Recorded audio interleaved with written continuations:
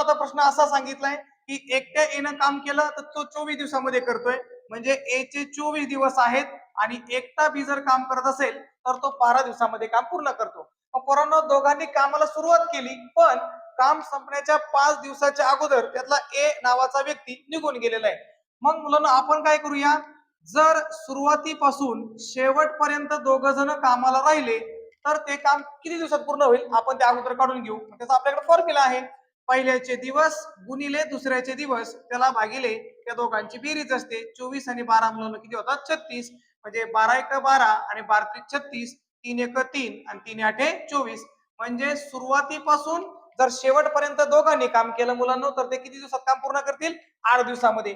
पण आता लक्ष द्या, त्यांनी असं सांगितलेलं आहे की ते काम संपण्याच्या अगोदर 5 दिवस तो ए नावाचा व्यक्ती निघून गेला, म्हणजे त्या 5 दिवस अगोदर याचा अर्थ काय झाला की ए आणि बी हे दोघ जण टोटल 8 दिवसात काम करत होते, पण 5 दिवस अगोदर म्हणजे -5 करा मुलांनो, 8तून 5 गेले 3, याचा अर्थ 3 दिवसापर्यंत ए आणि बी दोघ जण काय करत होते, काम करत होते मुलांनो. मग काय करायचं, ए अधिक बी ह्या दोघांचे 3 दिवसाचे मुलांनो काम आपण काढूया.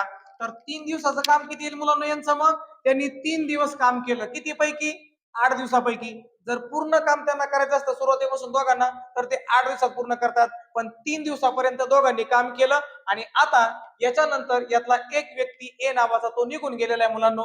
मग आता एवढं काम झालं तर काहीतरी काम शिल्लक राहणार आहे मुलांनो, बरोबर. जर 3/8 काम झालेलं असेल तर शिल्लक काम किती मुलांनो, 3 मध्ये 5 मिळवल्यावर 8 होतात, म्हणजे 5/8 काम हे काय आता मुलांनो शिल्लक आहे. आणि हे शिल्लक काम आता कोणाला करायचंय, ते एकट्या बी ला करायचंय.